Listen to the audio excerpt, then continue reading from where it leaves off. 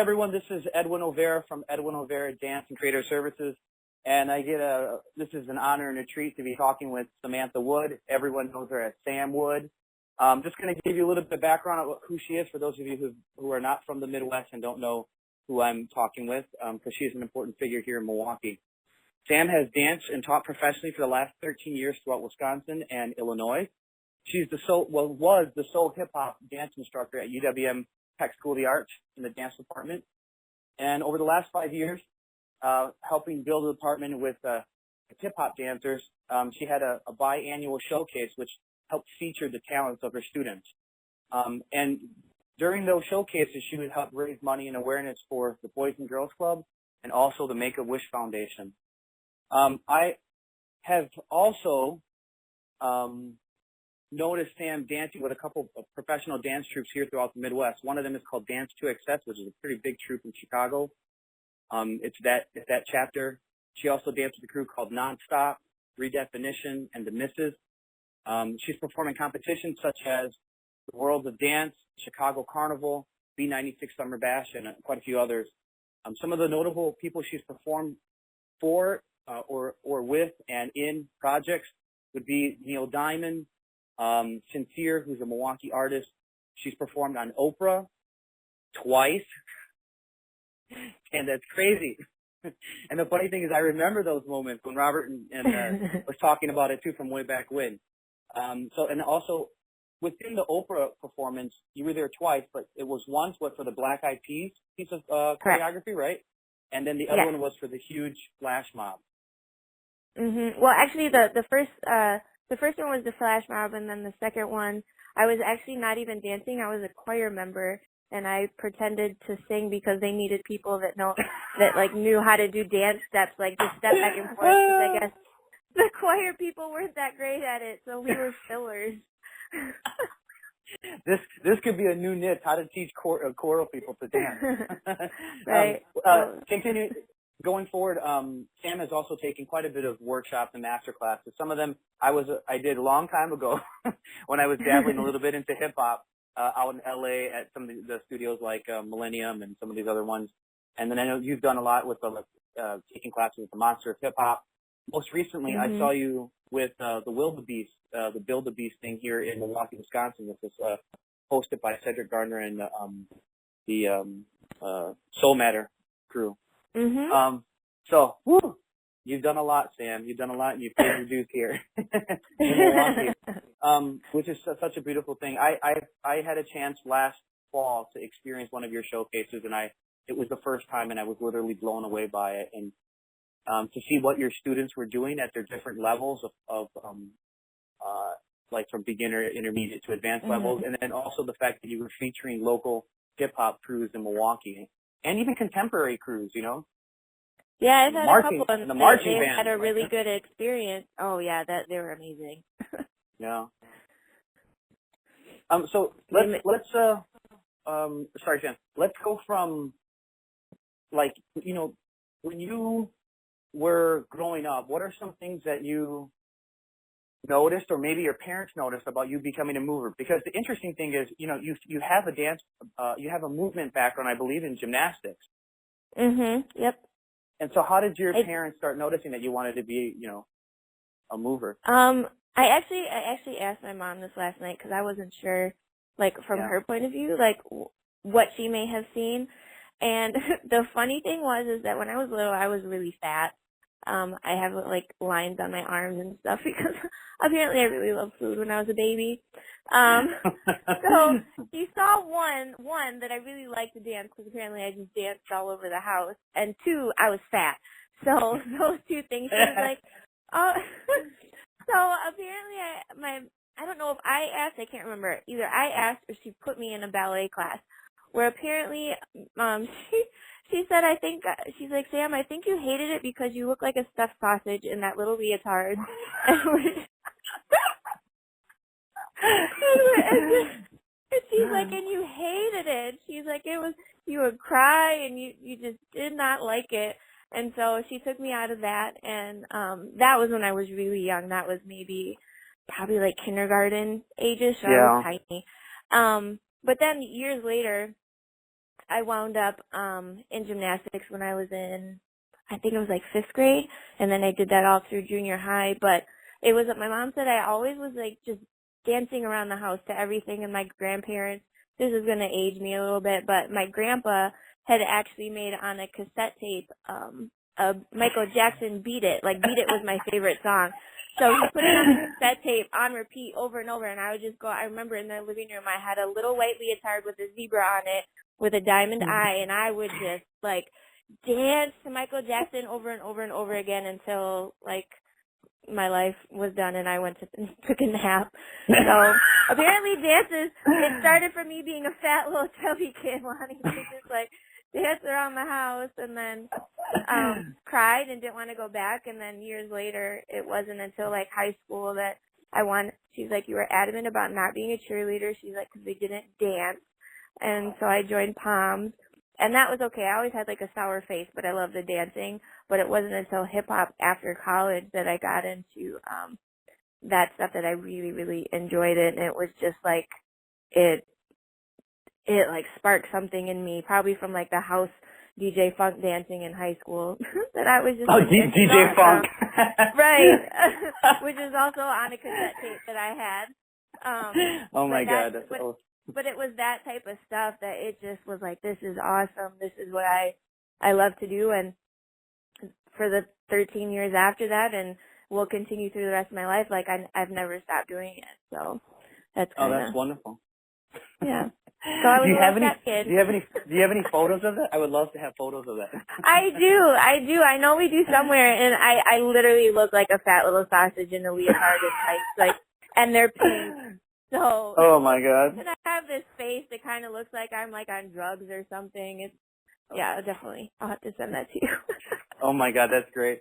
And I've come so far. You've come so far, but you know what? Just recently, so I'm just going to interject this bit of side note. Like, there was a video that you posted for Halloween, which I thought was brilliant, where you were dressed up as a little cow dancing. Yeah, my inflatable cow outfit. Oh my God, I'll have to make sure I put that image into this interview, because I think it's wonderful. It's hilarious. But here's the thing. When you were in gymnastics, and also as you started like getting older, who were some of the teachers that really influenced you the most? If you can try to recall their names, or maybe a studio that you were working, or training in. Influence, like, because I never grew up in the studio, as far as like dancing was concerned, until like I actually started like teaching it.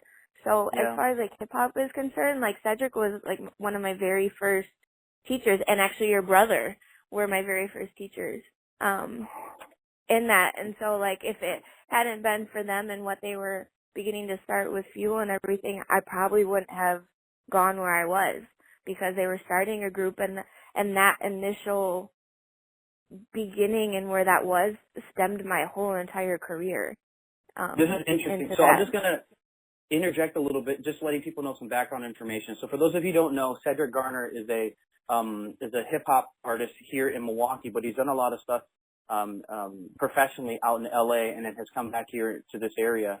And Roberto Olvera is my identical twin brother, who had gone off and did stuff with like Momex, Palabolus, Warhorse, and now he's a trainer in New York. And this is what, like 13 years ago, right? They created a company. Yeah, which was 2003. Yeah, 2003. My God, and it was I know that the troupe was meeting up over at DanceWorks, but I remember when those guys were originally like rehearsing and creating stuff like at the police parking lot, and then they started building a group of people, and Sam was one of the members in the troupe. And like I mentioned earlier in this interview, that like I went to one of these intensives because I went with the whole Fuel crew at the time out to LA to take classes, and it was just mind blowing. and to see how all of us have gone on and done such wonderful things over these last 13 years. That's great. Yeah. So that initial group, all of us are dancing still. Yeah, there are some who have gone on and moved into other different fields, and we'll talk about where you're transitioning to a little bit later. If there was a style that really influenced the most, I mean, what I'm understanding, it was the gymnastics, then it got you into hip hop. But is there anything else that influences you, say, like now? Probably my different things. I really like, from the classes that I've taken, I love house dancing. It's, Oh it's man, I know. Chicago, yeah, Chicago style, where it's just bouncy and like, it's one of those things where you just are, you can never be sad doing that type of movement ever. Like anytime I've done it, I've left in just such a great mood, and if I were to do anything else, I'd probably be a house dancer. But I really love that, and I really love the styles of like Brian Friedman. I would say he's the only one that I've really taken that has incorporated really that into it. I think, and what he does is mixes kind of like a contemporary, because he's a technical dancer from, I think he's from Highland Park actually in Illinois. Oh, wow. Wow. And he incorporates like hip hop with like full on body movement with like this contemporary technical style that is just, it feels so good to my body. I love it. Like, I've never really choreographed like that. I did recently, I think at the show that you were at. It had a little bit more of a contemporary type feel. But I love those aspects of like different styles melding with hip hop, so you do something totally different. It's not straight popping, or you're just doing like b-boying or just straight like regular, like what we would consider regular hip hop choreography. Like, yeah, because the other stuff is what makes it more dynamic. Yeah, because sometimes again, it just has to do with the genre of dance. Sometimes the dance is presented just forward, you know, like you're trying to get attention forward. And then when you start exploring some of these other forms of movement, you start utilizing the space and directions of where you're aiming your body language. You know what I mean? The focus. Right. So it's not always forward. Then you start looking at the focus going in between two people and then off to the wings or whatever, you know? Interesting. Yeah, and sometimes I know, like, when I choreograph to a certain piece, I'm like, I don't feel like I should be doing hip-hop here. Like, I want to do something different. And so I'm like, well, if people like it, cool. If they don't, it's how I feel at this time, and I'm going to try it. And hopefully they like it, and if they don't, it's okay. You don't have to like everything I do, so. That's true. That's true. And the beauty about hip hop dance is that, you know, because you're generating movement, and we utilize a human body, right, to make these movements and shapes and stuff. But that being said, it's like you can literally switch the music, and, you know, say you make some music off, you make movement off of, like, say, Usher's music, and then you can switch it off and put something classical on, and then that same piece of that same phrasing becomes something so different. And I think that's what maybe some artists will just be aware of and conscious that, you're making movement through one style of music, but you have the ability to change it quickly by just switching the song, you know? Definitely. Sam, have you had past injuries, and if so, like, how have you overcome them, or how are you doing things in your life right now to make sure that you prevent them? Well, that's actually a very interesting question, because I was like, that's a really easy answer. When I was 16, I was just starting into dancing, into pom-poms. Yeah. And the summer that I started, so that was my sophomore year. No, I was a sophomore going into my junior year. And during that summer, I had just gotten done with practice outside with my pom group, and me and my mom and my brother were heading out to a friend's house to like go house sit out like on Highway 50, like out going towards like West Wisconsin-ish area. And I wound up getting in a really bad car accident, flipped my car, and almost died actually. Got the whole Fight for Life thing, and I wound up being hospitalized for a month with quite extensive injuries that would take a little bit for me to talk about. But just from that whole thing, I was in the hospital for the month, and it was literally like, it wasn't the dancing that pulled me through it, but that's the one thing that, like, when I got out of the hospital, they actually said I wasn't going to leave. They thought I was going to die. Second, they said I was going to go out in a wheelchair, and I was like, nope, absolutely not. Then it was a walker, and I was like, I'm 16, I can't use a walker, they're going to make fun of me. Yeah. And I was like, so I'm going to leave on crutches, and nobody thought I could do it, because I had a broken foot, and I had a broken collarbone, and I have an incision that goes from my sternum all the way to my pelvic bone, and that was open. They didn't sew it shut, so I had all these things going on, and I was like, there's no way this girl's going to do it. And with my own determination, I was like, yes, I am. And I did. A month later, I literally walked out on my own on crutches. Oh my God. And so it was from there that they were like, I had to, of course, let my scars and stuff heal, but it was the dancing that I wanted to get back to. Like, I was like, I don't want to sit. I want to go be with my friends, and I want to move and all of that. And I did. Like, it was the power of the mind of the person and their determination. I really feel affects the healing process and how things are going to go, because I've gone through it my entire life from this one issue. But it was always like, I'm going to do this because I want to, and it's going to help me get better. And so I went to dancing, like, right away. I was still, like, my foot was still swollen. I could barely fit my foot in my tennis shoe. And I was up, like, doing it, and I loved it, and I didn't really care. And then I've had issues, like, with fuel, like when I was dancing with your brother and Cedric and stuff. I've had issues come up from that, and I was at their apartment while everyone's out partying, like, after our shows and stuff, and I had, like, huge stomach pains because, like, my scarring was winding around, like, intestines in my stomach, and I didn't even know it. Wound up being hospitalized a week after that because of what was happening during the show, and I wanted to dance and didn't know it was that severe. So I've had definitely lots of injuries that I've overcome through the dance stuff. But it's the dancing that I always go back to, and I always will until I can't anymore.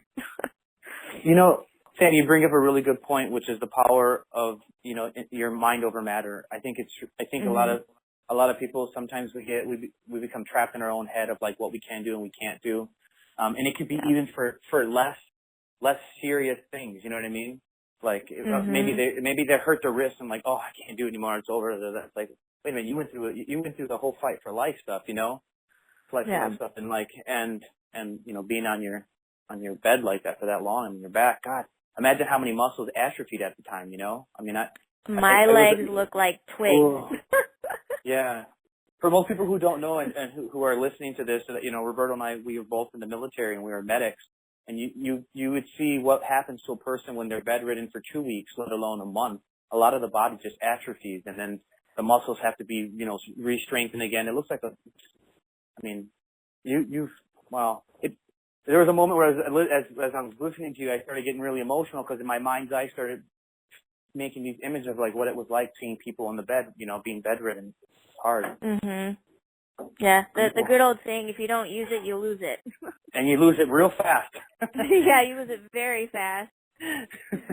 Oh my God. So Sam, currently, what inspires you as a person, as an artist, as a teacher?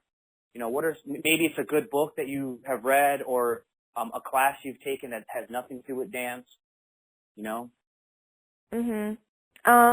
Actually, I would think it's more of the people, not necessarily things, that inspire me. Like, when I'm with, like, my group that I dance with currently, it's just being around them and dancing with them and wanting to create and wanting to keep what we have going.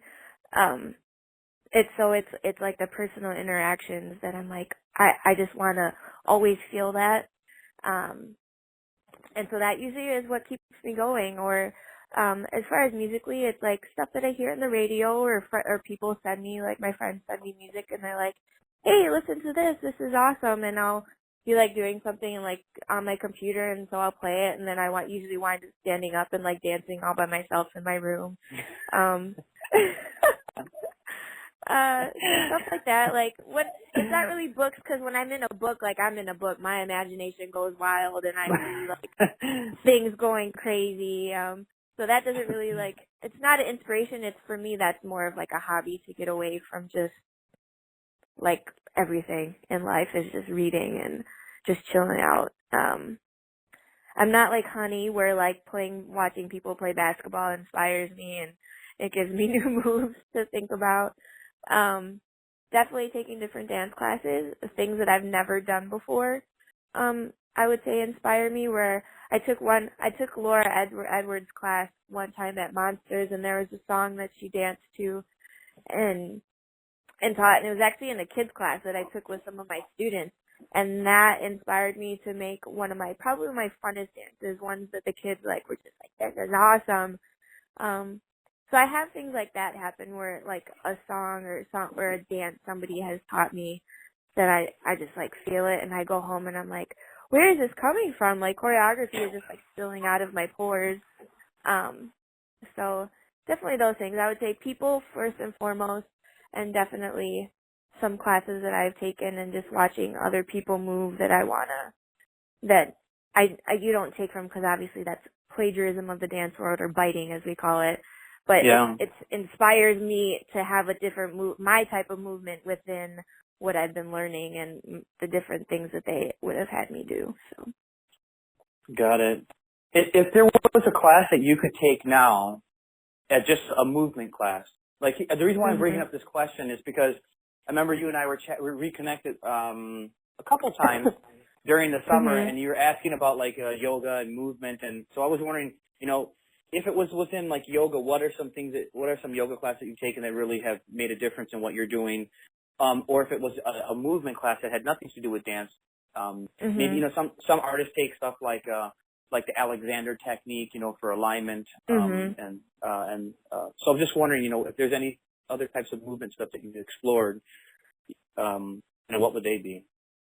Yeah, I actually me and my mom have gone to a few. It's called Yoga at the Museum, which is the huge museum down on the Milwaukee lakefront, and it faces like the ocean. I mean, Lake Michigan basically is an ocean, but the ocean of the Lake of Michigan. I love it. But they have yoga classes that they have every month, and they have a different style teacher every month that they showcase. And I went one time, and I don't remember his name or what the studio was, but he taught an Ashtanga yoga, and I loved it. Like I found out where his stuff was, and it wasn't really anywhere close to me. It's like an hour drive for me to go take his particular classes, but it like brought in like the calmness of yoga for me, and the kind of like a technique of almost like a gymnast technique, because we were like in headstands and like he had us trying handstands and stuff, which of course brings about like my gymnast background, and I'm like, this is so cool. But it was still hard, and I was like sweating, and I was so sore, but it was just like, this is so cool. Like I hope to one day be somewhere closer to an area that has that type of movement, because I would take one of those classes at least your 3 times a week you're supposed to exercise. But I would love to like pursue that type of thing. Or I did an aerial yoga once where you hang on the ribbons, and obviously like being a gymnast again, like I got to be upside down and like goofing around and like flipping upside down, and my mom's like, what is wrong with you? She's like, we can definitely tell that you used to do stuff like this, because she's like, you're like a fish in water right now. It's the inversions. Yeah, it's awesome. It's the ability to Roberto and I have been listening to this gentleman talk out of Israel. His name is Ido Portal, and he talks about movement and about being a movement artist and somebody who explores all different languages of movement, whether he's studying dance or juggling or yoga or capoeira or hip hop. Like it's like for those of us who are movers and really learn the language of movement, sometimes it's nice to go and explore a different style that doesn't at first glance doesn't complement with what we're doing. Like like somebody's learning fencing, or somebody's doing like stilt walking, and then imagine you bring that into your style of hip hop. Now you're playing with height, or now you're playing with an extension of a prop. Like there's a guy that you work with. His name is Lotto. I don't know his last name, so forgive me. But I love watching his hip hop choreography, because he has a different style than what everyone's doing right now. And he's very emotional. Yes, exactly. But I think that's great, because it shows passion in a form of movement that sometimes can be incredibly presentable or projected, or like attack or force, and yet he's showing this other side to it, which is really beautiful. Yeah, he's very, very good at that. Yeah, that's awesome. What are some of your current collaborations you have going on? Current collaboration is, and it's been an ongoing one, is called the Family Connection, and Yep. that actually, we were talking this before the interview started. It was actually a very unique way of starting a dance group, which I personally have never heard of before, and I mean, I'm sure there is, but to me it was a unique experience, at least around here. I obviously have taught at UWM for 5 years, and this past showcase in December was my last one, but I have had students come and take my class. Usually you can only take it 2 times, and then, or so 2 semesters, and then you can't take it anymore. But I've had students that were like, no, advisor, I'm going to keep taking her. And so they've taken me 2, 3, 4, 5 times, like so many times. And in this one particular class a few semesters ago, all of these people that have taken me multiple times wound up in one class. And we wound up just having this really great bonding experience, and my choreography got to be a little bit harder, and so because I've had them for so long, and it was my first time I've had a class group perform not only in their own showcase, but I've had them perform at Hype Showcase, which is the in-house hip hop group at UWM, and they have their own showcase, and so they perform there as well. And we wound up naming our class, so to speak, we named them the Family, because we had such this like family bond. Like, we talked together, we cried, we had like a potluck with lots of food and everything, and so it was just really awesome. And so that happened that semester, and then after that happened, and we had our own, we actually have our own Facebook page also, so we can all communicate with each other. We have a family page and now a family connection page, and I'll tell you how that happened. But so one of the students had made the family page, and so we all talk on there, and they decided they wanted to keep dancing. And I was like, okay, well, we can perform at, like, the showcases are a perfect place for you to dance at. And so the next semester, after I would teach my classes, which they would always show up at, they were like my hangout gang. They didn't even necessarily come to dance. They would just hang out with me while I was teaching. And then they'd wait for class to be done, and then we'd all practice for the showcase, either there or somewhere else. And so for the past, I think this is the 3rd or 4th semester that they've done it as the Family, and we've performed at the Hype Showcase and mine. And then Lotto, who we've been mentioning, is basically my sidekick, my partner in crime, who helps me put together the showcases. He had his own, like, just random dance group called House Connection, which was made up of, like, family members or people connected to this person. Their family member name, I think, is either last name or first name was House. And so they had a dance group that performed last semester. And so we had this great idea. We're like, well, why don't we put them together? Let's just do a collab of our 2 groups.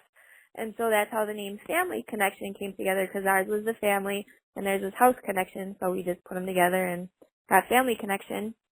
And we all started practicing together, and we had such a great time. And everyone, once we performed, they were like, this is the best set you guys have ever done. It's amazing. And now we finished December 18th, I think, was my show. And I think it was like January 1st. And they're like, when are we going to start? We're bored. Like, can we start dancing? So we have like sets in mind. And we said we're just going to keep dancing as a group until we have no more items of clothing to buy. So, like, we have sweatshirts, hats, scarves, socks. Like, we're naming the most ridiculous things. So basically, until everyone moves away or we turn 80 or die or something, we're going to keep doing the little thing that got formed in a classroom. Yeah, you guys are going to be performing with walkers and wheelchairs. Right, exactly. But it's been so fun and such a unique experience that I'm sure not every dance teacher gets to experience and become, like, really good friends and form this group out of basically nothing that was just supposed to be like just a regular class. Like, it's awesome, and I cry every time I see them and I talk about it, because it's such an emotional, happy experience for me that occurred from this one from the job at UWM. So here's a question: how did you get the job at UWM? it was kind of like it wasn't a random process, but I knew Lewis. Lewis Hurd, he was the one who actually started the hip hop program there, and I knew him through Dancing Through Fuel and my years through hip hop. Then I started working at DanceWorks, which is like the big studio in Milwaukee, and I worked there for 8 years. And that was me going through all my dancing stuff in Chicago and everything. And after Lewis Hurd, Casper started working there. And the reason I mentioned me working at DanceWorks is because, and my stuff in Chicago is because Casper was a guy who I danced with in Dance to Excess. And so that's how we knew each other. And then so since we knew each other, he would have me come and sub once in a while. And which was really, really fun. Like I loved when I got to go in there, and the students had a really good reaction to me. And finally he decided he wasn't going to work there any longer, and so he recommended me. And that was when Ed Burgess, who was the director at the time, who has now passed away, I think, and that was right after actually he hired me. He had called me in for an interview, and my connections through already having subbed there and knowing Casper and having a really good recommendation from him. And also, if people don't know, UWM is also a sister studio with DanceWorks. And so me having worked there for so long, for the 8 years that I had worked there, I had already built up a really good reputation through that and the people. And so it was kind of like a no-brainer. And I also had my degree, which you have to have in order to work there. And so all these things that like had been happening in my life, like just basically like led me to that position. So it was kind of a shoo-in. And then plus I don't think there's anybody else applying. So it's when the stars align, Sam. Right. When the stars align and there's no other star in your way, you take that job, then it's kind of easy. I love it. But again, it's still a process. I think what's important, people need to hear about this, about you explaining that, is the fact that, like, you paid your dues. You were with the studio for 8 years. That's a long time. It's a long time to be committed and showing that you have it's more than just a passion. It's like it's a way of life. And the fact that you were commuting, I think people don't understand this. Like, what Racine, from where you are now to where Milwaukee is about what, like 30, 40 minutes?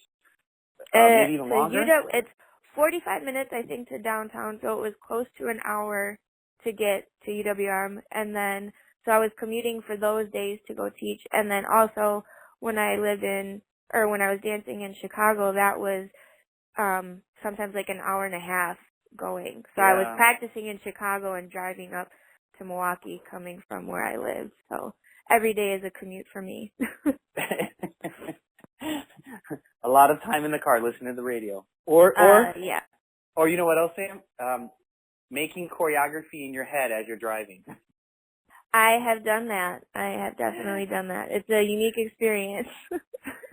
I know inspiration comes, like, if you're hearing the music and you're like, oh, that's going to be a great move, I'm going to put it there. And you're like, oh, but what's the count? No worries, I get it. Yeah, and then when you get and you try and stand up and work on it, you're like, oh, it works in my head in the car. I don't know why it's not working for real. Oh, my God, that's so funny. This is great. Sam, we're getting close to the end of this interview, so the questions I have right now have to do with, where do you see yourself within the next year? Because for most people who are new to this, what I'm doing with my YouTube channel and stuff, and haven't heard your story, or they're not in the Midwest area, you transitioned out of UWM, and you just recently got your degree. You got your degree in interior design, and so I'd love to hear about how you got that, and then your interest, like why did you go into that, and then also, where do you see yourself within a year or two doing what you're doing, that field of work? Okay. All right, let's see if I can remember all these questions. All right, so I went back to school because I already had a degree in fitness management that I got, like most people, right out of high school.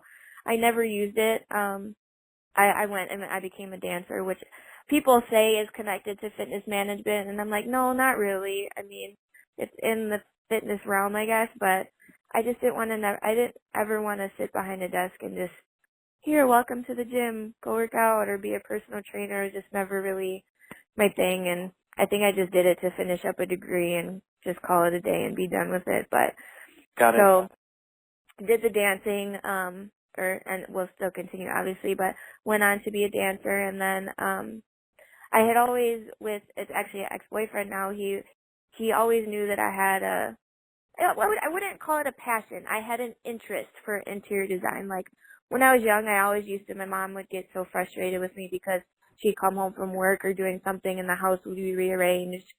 And I would do this periodically, and I would always move, like, my stuff around, and it would just be something that I just did, and I thought it was awesome, and found out later that my mom would get annoyed. She's like, I don't know where anything is. So he was just like, well, why don't just go try it, you know? Like, if you don't like it, you don't like it, but at least then you can kind of say that you tried it. And I was like, yeah, I guess. And so I looked one period of time, and I looked down in Chicago at Harrington, which is a huge design school, but that was like $80,000, and I'm like, absolutely not. Like, I have no debt right now. I'm not gonna be that person myself into $80,000 worth of debt. That's crazy. So I didn't pursue that right away, and then, like, might have been a year or two later, I found out there's a technical college down in Kenosha called Gateway, and they actually had a 2-year associate's degree for interior design, and I was like, that's perfect. I already have a bachelor's. Like, I can just go 2 years and be done with it. So that's what I did. I sucked it up, and I went to school and worked at the same time, and finished up. I actually graduated with a 4.0 from there, which was really exciting and way different from my bachelor's when I had the mantra of C's get degrees. So finished up there, and the place that I interned at, which is called the Design Coach, is out in Lake Geneva.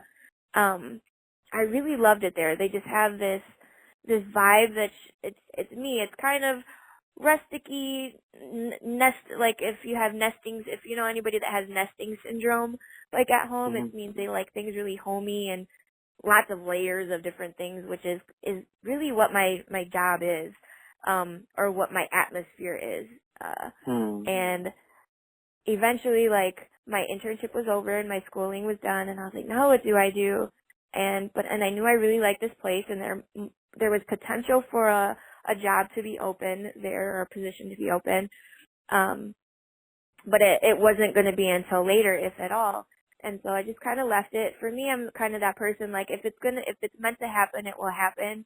And I'll pursue it to the point of, I think I'm not going to stalk you for a job. And I'll just kind of let things happen naturally. That's just the way I've always been. I'm kind of in that, kind of like a hippie way of life, just go with the flow type of thing. But it's never steered me wrong, so I just keep doing it. But anyway, so I went on vacation. I went for a month with my boyfriend. We went overseas to go travel because he was going to be starting his doctor residency, and so I would never get to see him basically ever again until 3 years are up. And then I went on trips with my mom to, like, North Carolina and stuff, and to New York, and actually saw your brother after a few years, which was nice. But during one of my vacations, I got this call from the place where I got my internship, and they're like, so have you found a job? Are you actively looking? And I was like, yeah, I actually am looking for a job. And he goes, well, we have a position open. You're the first person I've asked. Would you like it? And I was like, I can't say yes right away. Everyone knows that. So I was like, I'll call you back. I'll let you know within the week. Knowing in my head, I'm like, of course I want this job. Yeah. So I called back and took the job at the design coach, and I've worked ever since. And now I'll be going hopefully full time starting in February. And it's weird going from a position of, like, knowing almost everything about your own field in dancing to being like a 34, almost 35-year-old woman grunt. Like, I don't know anything. I'm making minimal money. But I love it, and I'm having fun. My coworkers are awesome, but it's hard being older and having to start over. But I mean, I think it's cool, and I'm still being creative, and just a different type of creative with it. which is a nice challenge, which is what what I kind of look for. Once I stop feeling challenged, I kind of move on to something different so that I'm challenged again and can pursue greatness in that field or that particular thing. So, and the beautiful thing is, the beautiful thing, Sam, is because you've gone through so many experiences as being what you're known as a hip hop teacher and a hip hop, as a performer, whether it's like interpersonal connection, building events like what you did with the showcase. All of that are amazing skill sets, which will transfer over into this new field of work. It's just creativity. Creativity, you can't really like bottle it because it's just going to keep passing from one thing to the next, or whatever you're doing, Right. And those skill sets. So it's like the scary part is the fact that it is something new and that and we are at an age where we're not 18, we don't have all the time in the world to be dancing and jumping around, right? Right. And so because of that, that's the part that's a little scary. But the reality is like all of that stuff is going to transfer over really well. But it's finding how it will transfer as you're actually on the job doing things, Yes, definitely. So that's what I'm doing as like an actual career now, is that instead of my teaching. But as I said earlier, I still am going to be dancing. Like our practices will start up soon, and I'll still be doing that. There's a girl, her name is Erica, who is a person I met through dancing, and she actually was the instructor up in Madison doing basically we just had a huge long talk on, I think it was Tuesday, and she was doing my exact thing only in Madison, which was really interesting. And she's from Racine, and so we know all these people and have all these connections through our dance that we know these same people and just never met, just had parallel lives just in different areas. And she actually moved down to Racine lately, and she's trying to start something here. And she was like, "You're from here and you have this huge thing." And she's like, "I feel like it would be wrong to not contact you and kind of like on my turf, so to speak." And I was like, "Well, actually, Racine isn't my turf. No one dances here. It's always Milwaukee or Chicago." But she wants to try and start up something like me and her both had in the Milwaukee and Madison area and try and bring it to here where there's absolutely nothing. There's not really any hip hop teachers. There's not any hip hop events. It's like a wasteland of hip hopness here. And so I think we're gonna try and get together and use our brain power from all of the knowledge that we've gathered over the years and our connections from 3 huge cities in the around the area, and try and make something happen here, which would be pretty cool, because you're basically, unlike other places like Milwaukee and Madison and Chicago where there's a base, it's basically like we're starting from scratch. And so it'll be interesting to see where she takes it, where I can help fit in and help her do that kind of thing, and if it will work, and hopefully it will, because we've had great success in the other cities. So we'll see what happens with that. And I hope to, as in future, I would like to put on another show somewhere and hopefully do another, my passion is really like fundraising and being a do-gooder type of thing. I would really like to do something like that again and just have it be just this great thing, where people can come dance and dance for a good cause and do that. So that's hopefully in the nearer future than future. But that's how I hope to kind of stay in the business, because, like I said, this is my passion. I said once, which my grandma keeps reminding me of, she's like, it's in your soul, which it is. If you're once a dancer, always a dancer. Like, you're always going to be a mover no matter what. So exactly, I can keep doing those things within my field, or at least dance at work and make people laugh while I'm designing and dancing. That's going to be a whole new trend, designing and dancing. Yes. By Sam Wood design. Yeah, they always, my boss tends to do these funky little dance moves because they all know that I dance, and so he's like, well, what about this? I'm like, oh gosh. You're like, that's great. You can do that at the Christmas party, but don't do it in the office. Right. So funny. Oh my God. Sam, if there is like a word of advice or a thought that you would leave to the young dancers, and I want to make it a little bit more in depth. what I normally ask people a word of advice, but I also think it's important that young dancers who are listening be conscious also that, you know, there are times where you're almost considered like a freelance business, right? You have to negotiate things and stuff. This is the thing I preach a lot about, which is about being a freelance dancer. You know, like you got to be. It's wonderful that you're an artist. That's great, but you also got to be conscious of that. There are going to be times you're going to be signing contracts and negotiating things and getting invested into different groups and communities, or you might do a corporate event like something at like Summerfest or for like say UWM that's not a part of the showcase. You know what I mean? Like, so if you could leave, let's say, 2 thoughts of advice. One, as an artist, what would that be? As an artist, I would say what would be my biggest thing? I would say it's more for non-dancers. People that maybe, or, no, I guess it could be for everyone. I've had people come into classes that, especially my UWM ones when they're older, they're just like, I can't do this. There's no way I'm going to be able to do the things that you're expecting me to do at the end of a semester or, you know, whatever.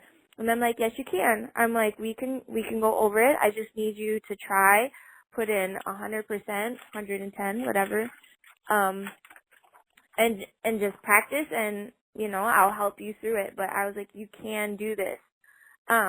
And by the end of a semester and the stuff that they put on they're just like, I did it.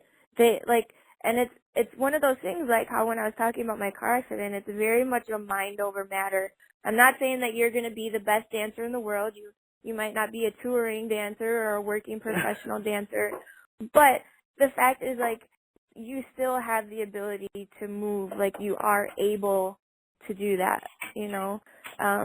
So the only limits that you have are and I know people say this all the time, the only limits that you have are the ones that you put on yourself. That's the only thing that's going to make you stop. And that goes for any level of dancing. Like, if you don't think you can become an LA dancer, like, then you won't. If you think that you can't take a regular dance class, then you won't. Like, but if you say, I'm going to try it, I'm going to do it, and I'm going to do it to the best of my ability, no matter what amount of success you achieve, to me, it's 100% as long as you try it, you know. So don't put limits on yourself. And the other question, or the other thought that I would like for you to leave with them is, because again, you've done a lot of stuff as a professional dancer. So if there's something that young dancers, or, you know, I'm looking at the age range between of like 18 people who are not living with their parents or moving out, between 18 and like say like 30 who are wanting to pursue dance as an active profession. What are maybe one thought you would like to leave them with about being a professional dancer? They should be conscious of it, you know? Know your worth. It took me years and years and years to kind of come to that conclusion for myself. A lot of dancers have this mentality, and it's a horrible mentality, and it's one that the industry kind of makes us think that we should have, is work for free. Don't work for free. Your craft is something that you work hard at.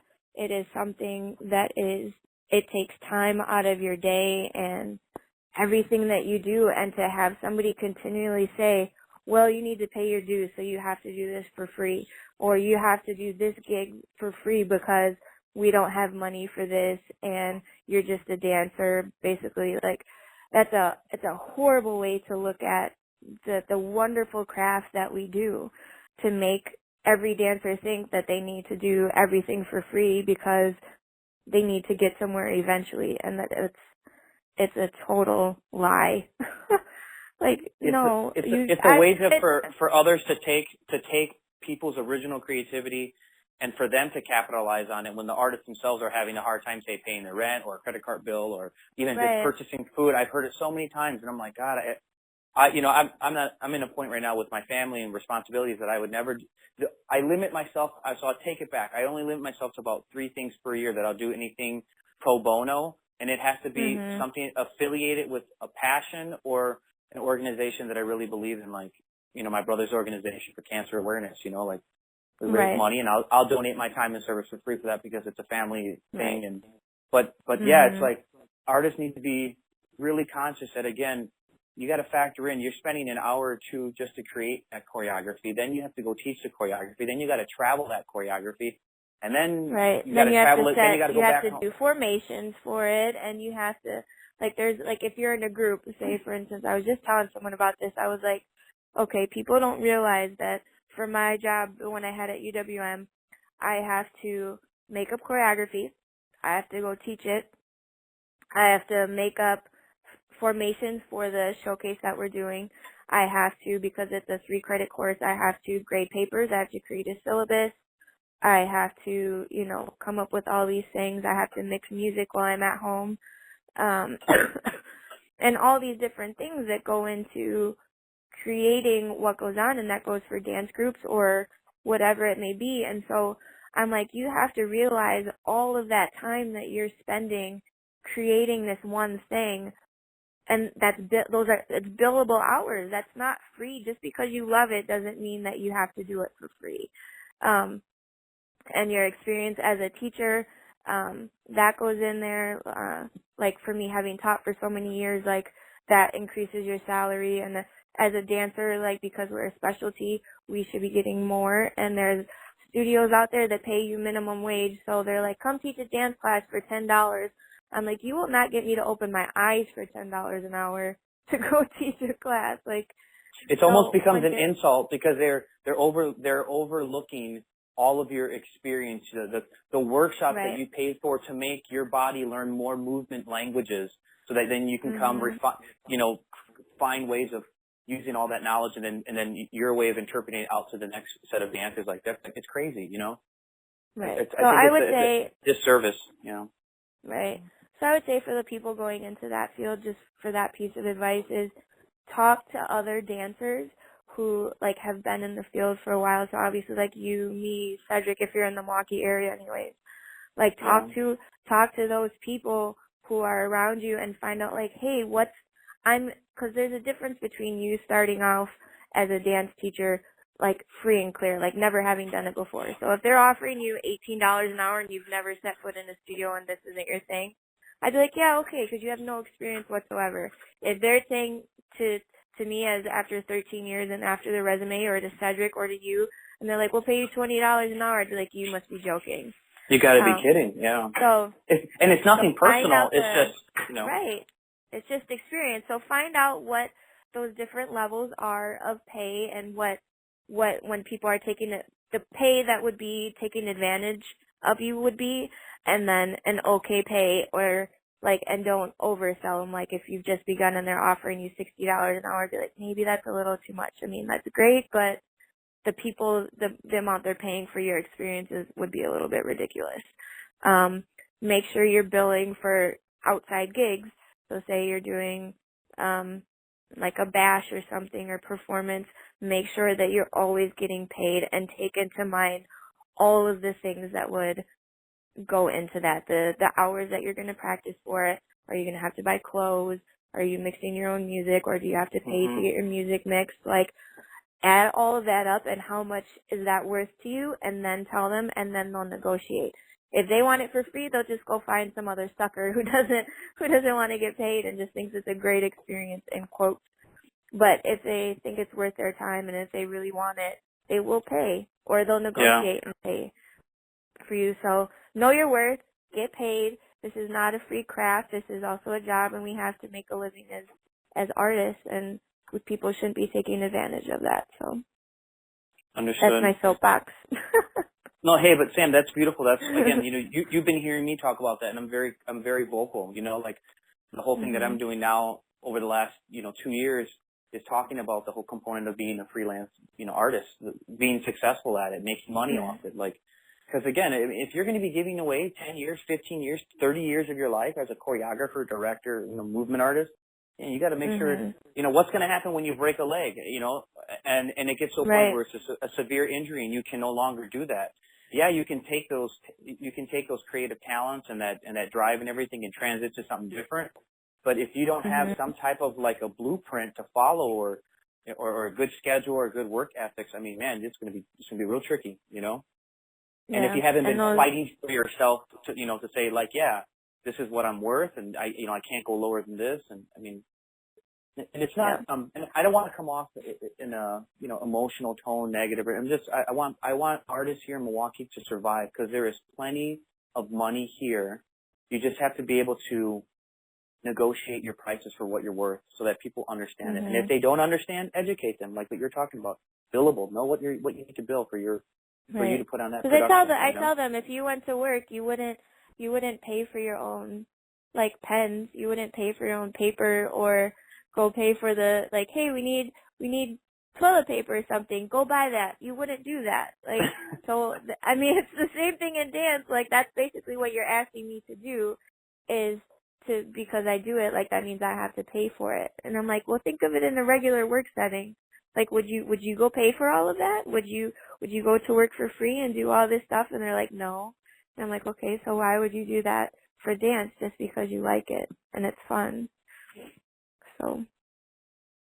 Thanks, Sam. Sam, what are some ways people can find out more of what you're doing? I'm going to put it in the show notes of this in the interview. But like just quick ones, like say like we know that you're on Facebook under Samantha Wood if you're on Facebook. Do you have a LinkedIn account or a YouTube channel? I do have a LinkedIn account, but I honestly I never use it. I don't even know how to use it or what the. No worries. I'll show you, Sam. I'll show you. But I do have LinkedIn. I do have Facebook. Facebook is probably the easiest way to get in contact with me, because I'm on that with dancing stuff. I need to be on there quite often and make sure my family group is doing what they're supposed to and not being crazy. Sam, 1 second. You need to repeat that, because the phone did some weird, like, a digital distortion. Okay. It was the weirdest thing. Yeah. So Facebook is probably the easiest, just because I'm on there quite often, checking on my dance group people and finding out things of the world. So that would probably be my easiest. Like I said, LinkedIn I'm never really on. I don't go on Twitter. I don't really believe in that. Maybe it's because I'm older. I don't know, but I never got into that. So no little birdies for me.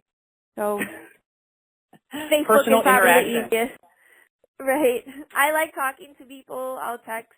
I'm on Facebook. So those are my things. I have an Instagram, but I'm never on that either, because I don't understand why people put pictures on Facebook and Instagram. And I don't know. Maybe that's my age. I don't know.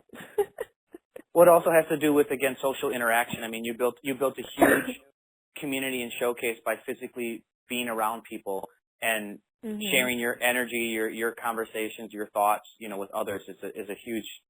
That is so powerful. I think, with all the social media, it's a blessing that we have it, but it's also another thing. The ability to have interpersonal communication is a key component as an artist. You gotta know how to talk. Right. You gotta know how to interact. So. Yeah, and once I talk, I usually don't shut up. So maybe is better, because then you can get me to be quiet. Sam, thank you for your time. Thank you so much. And I look forward to chatting with you soon. Okay.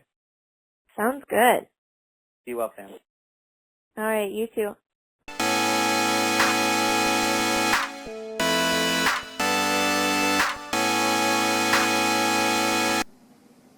Hey everyone, this is Edwin Olvera from Edwin Olvera Dance and Creative Services. And in this particular video, I'm going to show you 3 things that I do to help me stand out